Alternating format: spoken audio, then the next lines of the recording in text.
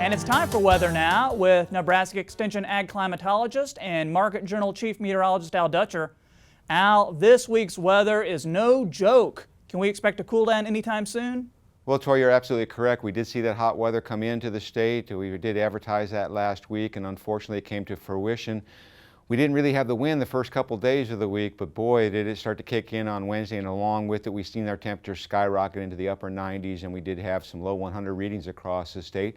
And we also seen some scattered convection developing during the overnight hours and then fading out as we got to the morning hours. And the big winners during this last 7-day period was portions of central and north central Nebraska. We had some isolated totals that were essentially in the 1 to 2 inch range in southeast and northeast Nebraska, but for the most part, high and dry was the name of the game for a substantial portion of south central and southwest Nebraska, as well as portions of the southern panhandle.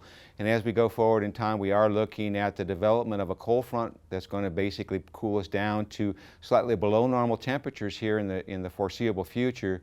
But then we'll turn our attention late next week for the reemergence of the heat as it starts to build in from the west. As we go to the upper air models, draw your attention to the ridge starting to be pushed down toward the south in reaction to this front that is trying to push out of the Dakotas and energizing the upper air trough over the Great Lakes.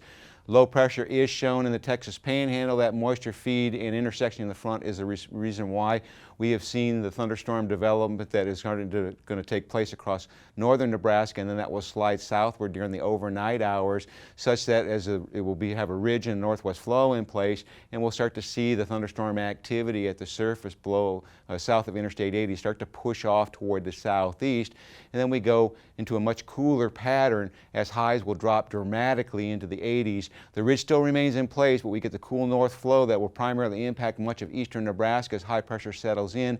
We'll be looking at highs that will be ranging from the low to mid 80s north to the mid to upper 80s south as the thunderstorm activity passes well to our south. And then we continue to see this northerly flow, northwesterly flow in eastern Nebraska, although the ridge slips slightly toward the east as high pressure starts to slip over to Iowa. Absolutely no precipitation is forecasted at this time as the main belt remains well to our south. Another dry day with temperatures that will moderate into the mid to upper 90s. And then we start to see on Wednesday the ridge starting to push toward the east, so we'll start to see 90-degree temperatures widespread across western Nebraska.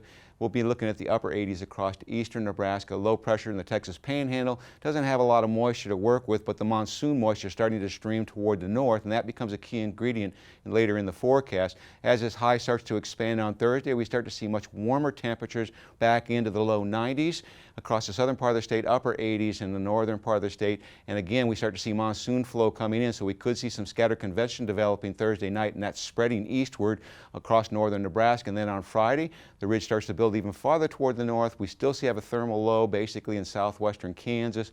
Not a lot of moisture to work with. Most of it's going to come in the monsoon flow and sweep over top of the ridge. And once again, we have the potential for another system to basically move across the Nebraska and South Dakota border. So overall, we do have some scattered thunderstorm activity and a warmer trend as we go into the middle of next week. And if we go out even farther, CPC is indicating below normal temperature. From everything I see, the ridge builds back up, and I think this is way overdone. This is going to be pushed way to our east, and this warmer temperatures are going to encompass much of the western half of the United States.